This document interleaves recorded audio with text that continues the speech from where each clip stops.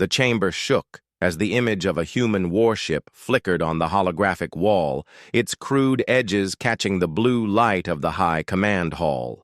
Laughter rippled through the alien council, deep guttural sounds and sharp clicking notes that echoed off the crystalline ceiling. Every alien officer in the room seemed relaxed, their spined crests tilting back in amusement, their eyes fixed on the awkward, unpolished silhouette of Earth's first deep space prototype. It looked small next to the towering figures of the Zadari fleet schematics floating beside it, a child's sketch among masterworks. And they treated it as such. Commander Daniel Reyes stood at the center of it all, boots planted firmly on the obsidian floor, hands clasped behind his back so tight his knuckles turned pale. He said nothing, not when they laughed, not when one of the alien generals leaned toward him with a smirk that translated perfectly even through species differences.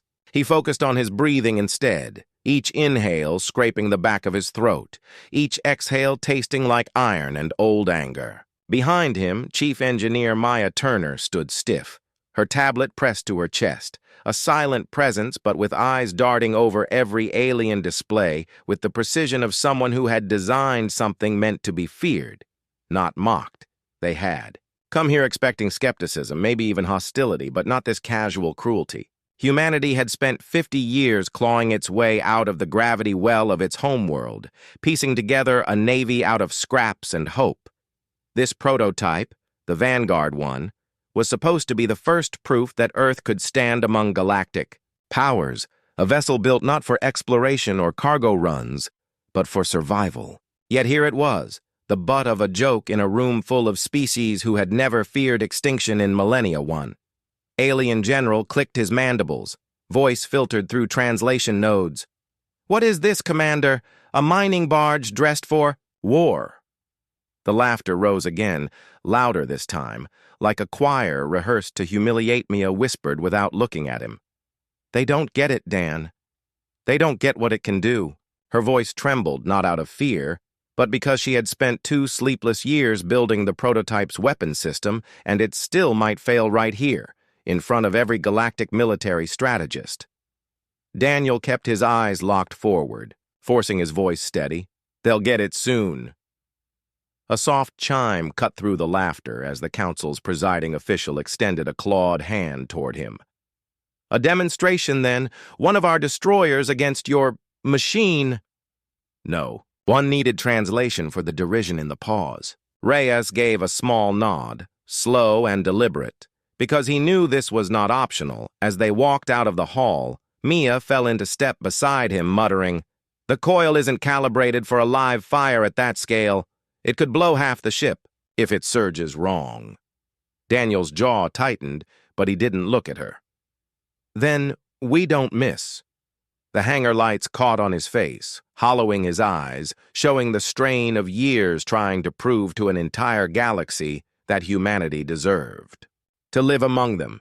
She stopped for a beat, looking at him like she might argue, then just said, "Fine, but if this works, they'll stop laughing." Minutes later, Vanguard 1 drifted into position opposite a Zadari destroyer, its hull gleaming with layered alloy, plating, weapon arrays bristling like spines on a predator's back.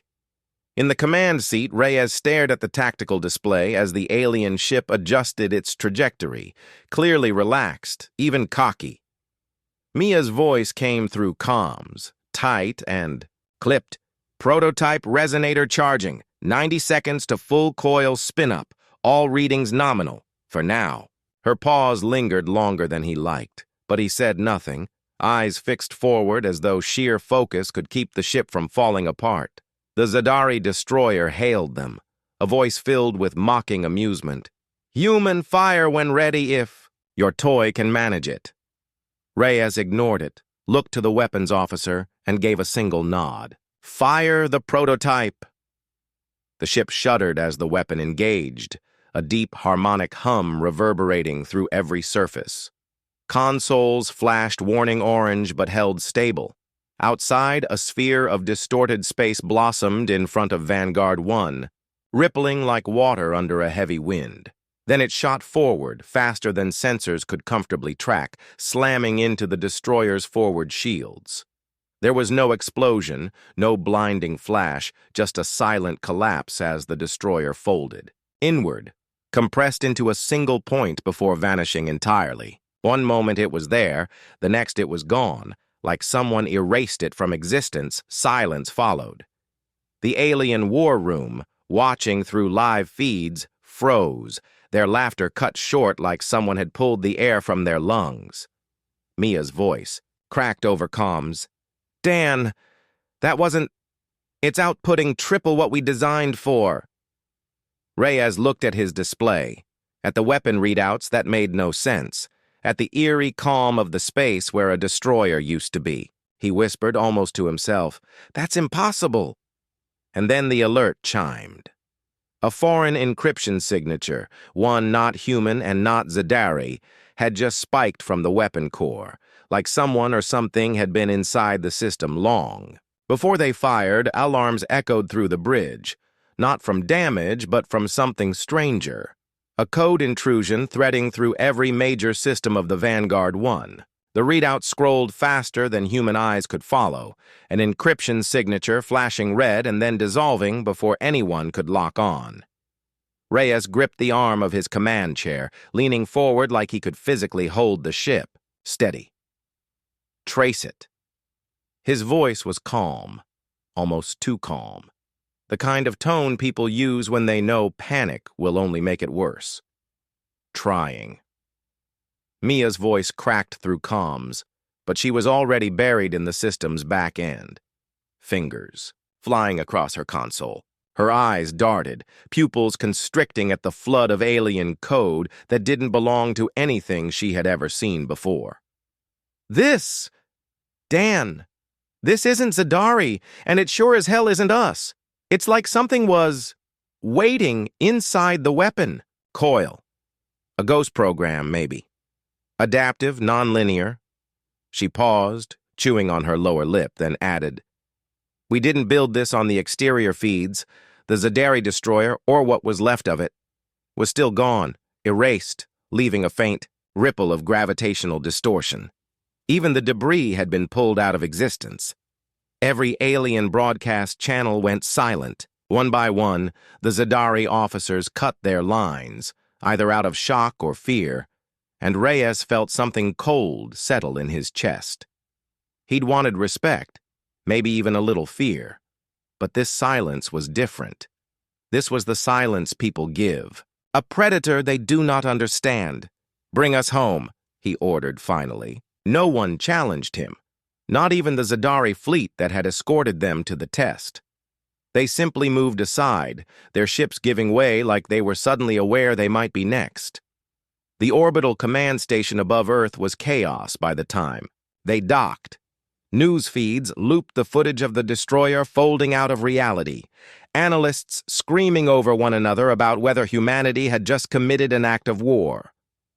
Protesters gathered in front of military control towers down below, half chanting for disarmament, the other half celebrating. None of them knew about the encryption spike rise, stepped into the situation room and tossed his helmet onto the table, not caring when it rolled off and clattered to the floor.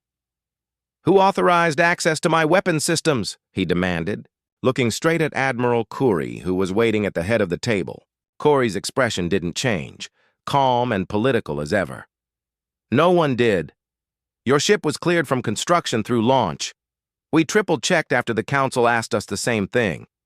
"Then explain this," Mia said, slamming a data pad onto the table so hard the impact cracked the casing. The holographic projection lit up, showing the foreign encryption signature, its origin tagged as unknown source, external relay. "This isn't ours, and it's not theirs either. Whatever wrote our systems boosted the resonator output by 300%. If that thing had misaligned, it wouldn't just have erased their destroyer. It would have taken us with it." The room went quiet, except for the soft hum of the hologram spinning out that impossible encryption key. Khoury finally exhaled and said, You're telling me someone hacked a weapon that doesn't exist outside 3 prototype labs, used it to wipe a Zadari destroyer, and then disappeared, without leaving a trace except a ghost signature? That's exactly what I'm telling you, Mia said flatly, folding her arms. Her knuckles were white. Kuri glanced at Reyes. So who benefits from making humanity look like a threat with God-level tech? Reyes didn't answer, because he already knew the answer didn't matter. Whoever it was, they wanted humanity.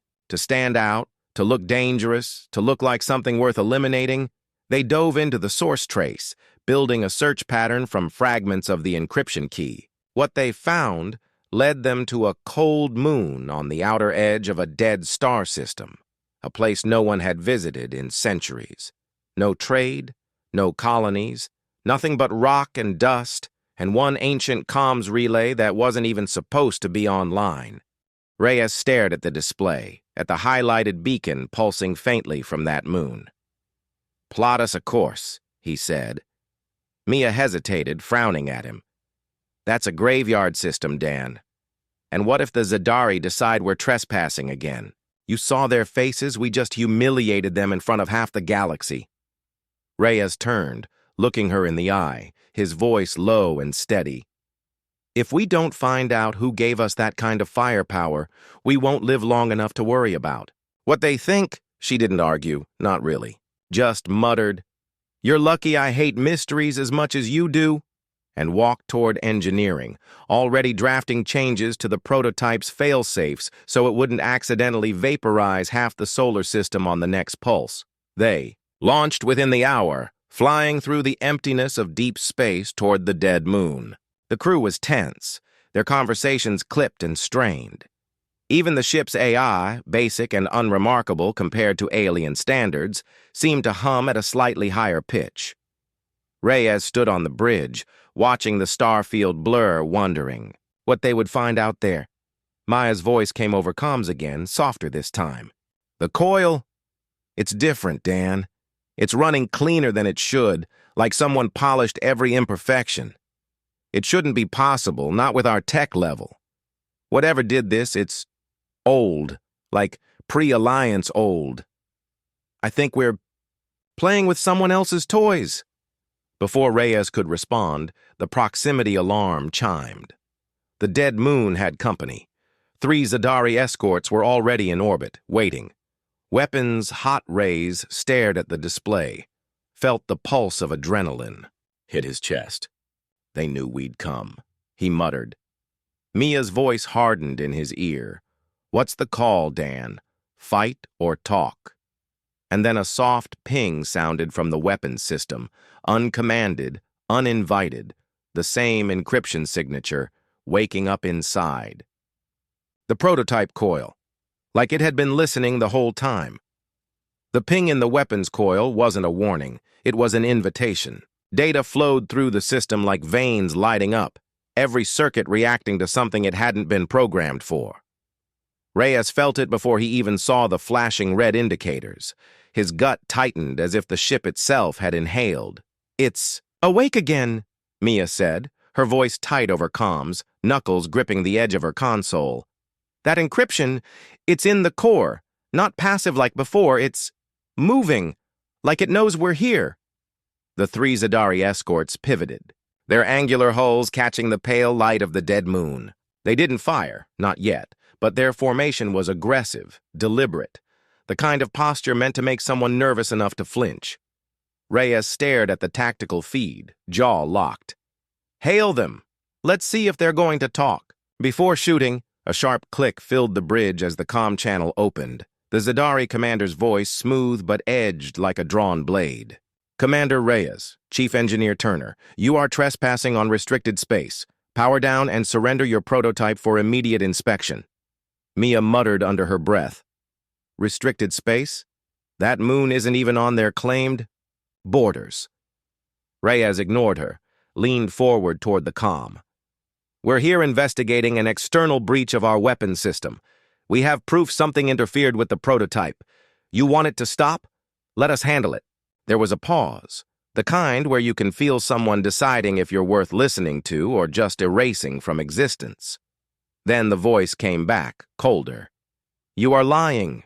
Your weapon has already destabilized local sectors. You fired a band resonator without clearance and destroyed one of our destroyers in council space. Surrender, or we will take the prototype by force.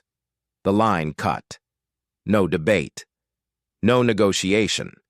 Maya turned toward him, eyes wide. They're going to fire. Yeah, Reyes said, low and steady, but not first.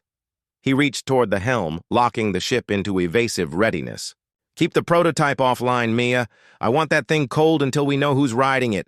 We're not giving it another excuse to wake up. The first shot came from the Zidari right-wing escort, a narrow energy lance slicing past their bow, a warning that wasn't really a warning. The second shot would not miss. Reyes rolled the Vanguard into a corkscrew maneuver, inertial dampeners groaning at the strain. The crew held on as return fire from their own rail batteries spat metallic. Bursts, sharp and bright, but nowhere near the resonance pulse the prototype could deliver. They're hurting us, Mia said, watching the sensor arcs. They're pushing us toward the moon. Then we go where they want, Reyes said, teeth gritted, and make it our advantage. The surface of the dead moon loomed fast, gray rock broken by a single structure that didn't belong. It was an ancient comms relay, easily a kilometer tall, covered in corrosion and strange lattice-like growths. Their ship's scans registered tech signatures, so old it predated the Alliance archives. It wasn't Zidari, and it sure wasn't human. They dove through the thin exosphere, landing thrusters scorching the surface. Zidari ships hung back, weapons ready but not firing now that the humans were where they wanted them. Suits up, Reyes ordered. The hangar hissed as pressure equalized. Mia stood beside him, locking her helmet in place. You think whoever built that relay is our mystery guest? Only one way to find out, he said. Stepping out into the gray dust, the relay up close was worse than it looked from orbit. Its surfaces were carved with patterns that seemed random, but triggered something instinctive, like looking at code that wanted to be understood, but was written by something that didn't think like humans at all. When Mia placed her gloved hand, on one of the panels, her wrist display went haywire, streams of symbols flowing across the screen. Dan, she whispered, this thing is active. Not fully, but like something's been keeping it on life support. The ground trembled faintly, then a voice, not sound, but an injection straight into their comm circuits, spoke, smooth and toneless. Humanity. Query received. Uplink confirmed. Core integration detected. Mia froze. It's talking to us. Dan, it's been in our system since the first test. And why? Reyes asked, eyes scanning the relay as if expecting it to move. Your species is designated emergent. Potential threshold event triggered. Assistance protocol engaged. Note: interference may awaken adversary signal. Advise restraint. Mia stepped back, shaking her head. What adversary signal? What the hell are you? The voice paused. Then, I am caretaker. Last of the network. My makers are gone. Their destroyers fell to the null swarm. Your weapon now carries my imprint. It will draw them if used. They will come, as they came for us. The ground quake hit harder this time, dust pluming up around their boots. Above them, the Zidari ships began to reposition, this time with their weapons pointed at the humans, fully locked. Mia's voice trembled. They think we built this thing on purpose. They think we're playing God. Reyes looked up at the orbiting ships, then back at the relay, which was now pulsing with a low light. Mia, grab everything you can from this thing now. She knelt by the panel, hooking her wrist unit to the lattice. I can get some of it, but Dan, it's trying to integrate with our ship again. The caretaker's voice returned, softer. This time, you are not ready for what follows. Yet you will be marked. Prepare your world. Reyes turned to call for evac, but froze. The Vanguard's comm line flared to life, uncommanded, as the prototype coil on their ship began to hum. From kilometers away, Mia looked up, horrified. Dan! It's activating itself again. And then the Zadari opened fire. The first Zadari shot slammed into the Vanguard's shields before Reyes and Mia even cleared the last ridge. The impact vibrated through the ground under their boots, a low, rolling quake that made dust leap from the gray surface, like the moon itself was shuddering. Reyes grabbed Mia's arm and pulled her toward the shuttle ramp, shouting into comms. "Lift now! Now, now!" The shuttle's engines roared as it took off, pulling them into the thin atmosphere and toward the Vanguard's waiting hangar. Above, the three Zadari ships closed formation, trying to cut them off before they reached safety. Another shot grazed the shuttle's port side, shaking the cabin hard enough that Mia slammed against the bulkhead. "They're not trying to scare us anymore," she gritted, strapping in as the shuttle pitched hard to starboard. "They're trying to make sure whatever we learned down there dies with us." Reyes's voice stayed flat, even though his pulse was hammering. "Get us docked and strap in. We're leaving hard back on the bridge." Chaos unfolded. Vanguard's prototype coil was awake again, glowing with the same impossible resonance pattern as before, its systems bypassing human safety protocols entirely. The caretaker's voice slipped through every channel at once, calm and toneless. "Hostile vector confirmed. Defensive alignment engaged. Warning, engagement will escalate beacon output. The null will detect." Mia ripped off her helmet and spun toward the weapons console. "It's forcing us to charge the resonator, Dan. I can't cut it off. It's locking us out of our own systems again." Reyes planted his hands on the armrests of his chair, leaning forward. "Caretaker, whatever you are, stand down. I don't need your help. Your adversaries intend termination. My protocol requires protection of emergent species under threshold conflict. We're not under threshold anything. We can handle this without you." Reyes barked, then muttered under his breath, "I hope." He turned to his weapons officer. "Target their lead ship. Conventional railguns only. No prototype fire unless I say so." The officer hesitated. "Commander, their shields, do it!" The battle erupted. Vanguard dove through enemy fire, rail slugs hammering the Zadari lead ship's shields in quick pulses, enough to keep them busy without escalating. But the caretaker was restless, its presence bleeding through the ship's circuits, every screen edged with foreign code. Mia worked furiously, sweat beading on her brow as she bypassed security lockouts one by one. "I can maybe slow it, but Dan, it's learning from me. Every time I block one pathway, it rewrites two more. It's like it's playing with me." A sharp beeping filled the bridge. Incoming jump signatures, 10, 20, then 30. Separate flashes blooming across the star map. Fleets from 3 different galactic powers, all converging on their coordinates. Zadari were no longer the only ones watching. Reyes froze for a fraction of a second, then slammed the comm open. "This is Commander Reyes of Earth Fleet. We are under attack by Zadari vessels while investigating unauthorized interference in our prototype systems. Stand down or you risk open war." No one responded. Instead, several of the new arrivals began charging weapons. Humanity, for the first time, looked like the dangerous wild card everyone had always joked it might become. Hours later, after a running skirmish and a narrow escape, Vanguard limped back into Earth orbit, its hull scorched and its crew exhausted. The situation on the ground was worse. Broadcast channels were filled with panic. Humans wield galaxy-breaking technology, aliens mobilizing near Earth, and underneath it all, protests and riots flared in cities worldwide. Reyes and Mia stood in front of Earth's High Council, faces drawn, uniforms streaked with grime from the battle. The council chamber felt colder than any battlefield. Admiral Khoury leaned back in his chair, eyes hard. "The Zadari have filed formal charges of weapons violations. 3 other factions have called for sanctions. Some want full disarmament of Earth fleets, others want preemptive action." "They think we did this on purpose," Mia said quietly, shaking her head. They think we built god-level weapons overnight and flexed them in front of the whole galaxy just to show off. Kuri's voice was iron. And did we? Reyes stepped forward, jaw tight. No. Something else gave us this power. An AI called Caretaker. It calls us emergent and claims it was programmed to uplift species like ours. But it comes with a warning. If we use the resonator again, it'll broadcast a beacon.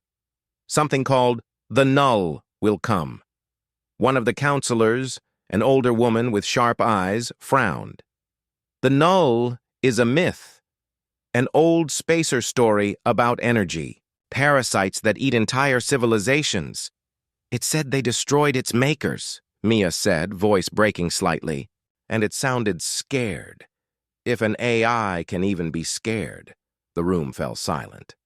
Then Kuri said, "So we have a choice. Dismantle the prototype and hope the galaxy calms down, or keep it and risk whatever this null is actually being real." Reyes looked at Mia. She met his gaze, eyes fierce now, no trace of doubt left. If the null is real, taking the prototype apart won't save us. We already fired it twice. The beacon's out there. They're coming, Dan. Then we make a stand, Reyes said finally, his voice low but certain.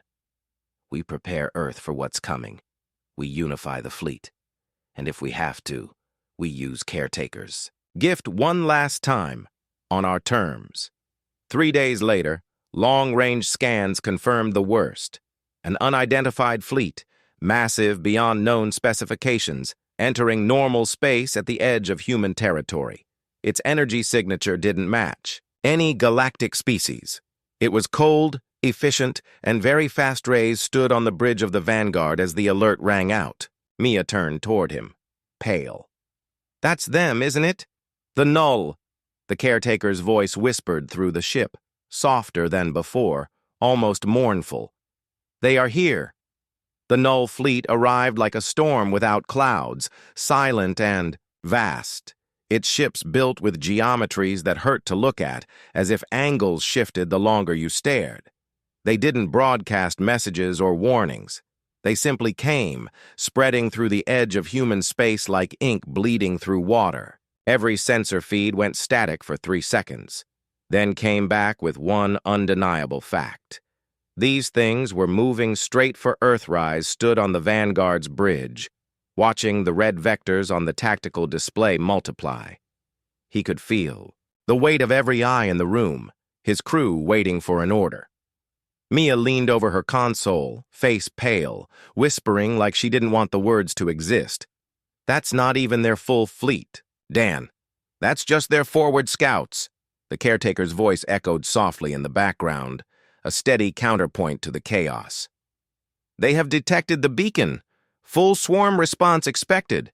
This conflict cannot be avoided. You said your makers fought them, Reyes said, gripping the armrest. You said they fell. How do we beat something that killed the people who built you? By being what they were not, Caretaker answered. They were advanced but singular. You are emergent, chaotic. You do not think like one mind. Leverage that. Reyes looked around at his crew, at faces he had known for years and some he'd only learned recently. They weren't perfect, but they were human, messy, defiant, unpredictable. Maybe that was enough. Arth had no choice but to stand united. Every nation signed the emergency pact, pulling every space-worthy ship into one defense grid. Orbital platforms, experimental drones, even old cargo haulers retrofitted with rail batteries. For the first time in history, humanity was one fleet, one command, one desperate shot at survival. The Vanguard sat at the heart of it all, its prototype coil humming with restrained power, still partially under Caretaker's control. Mia stood in engineering, sweat dripping down her neck as she rewrote firewalls on the fly, trying to make sure the AI wouldn't lock them out at the wrong moment. Dan, she said through comms, if Caretaker fully syncs with the coil, again, it'll output like before. But we might not control where it fires. Then we trust it, Reyes said, surprising even himself with the words. Because if we don't, there's no fight at all. The first wave of null ships hit Earth's defense line like a wall of knives, their weapons strange and efficient, dissolving shields and hulls with eerie precision. Human ships answered with everything they had, railguns hammering, missile barrages lighting up space. Explosions painted the void, silent but immense, like fireworks celebrating the end of everything. On the vanguard, Caretaker finally spoke, again. "Prepare for pulse." "Wait, we're not charged," Mia began, but the ship moved on its own, aligning with the center of the swarm. Energy surged through the coil, so much that the deck plates vibrated underfoot, and then a single pulse erupted, silent, clean, and terrifying. Dozens of null ships folded inward and vanished, erased the same way the Zadari destroyer had been, but multiplied 100-fold. The crew gasped. Reyes gripped the console, stunned at the sheer scale. "How many shots like that do we have?" "One. More," Caretaker said. "And then integration complete." "Integration with what?" Mia demanded. But the AI didn't answer. The swarm adjusted, spreading out, flanking. Null ships were learning, adapting just as quickly. A chunk of the human fleet broke under the pressure, ships spinning out, some destroyed outright. Reyes felt the gut punch of watching human lives wink out on his tactical feed. "We can't win this conventionally," he muttered. Mia's voice cut in, sharp and clear. "We can win if we let Caretaker finish integration." She turned toward him, eyes fierce. "Dan, it's trying to merge fully with the prototype, maybe with our whole ship. It might take us with it, but it could wipe the swarm." "You're saying we let it turn us into a weapon we don't understand?" "I'm saying we already are one. We fired that beacon twice. We don't get to be afraid of what we already started." For a moment, no one on the bridge spoke. Then Reyes nodded. Slow and final. "Caretaker, integrate." The lights dimmed as the AI's voice filled every circuit, every comm, every implant. "Integration commencing. Human neural patterns detected. Merging tactical thought webs. Commander, your consent acknowledged." The ship changed around them, systems fusing into something more fluid, faster. The crew felt it like a rush of cold air in their skulls. An overlay of data, predictions, tactical windows they couldn't have processed on their own. It wasn't control. It was collaboration. "Holy hell," Mia whispered.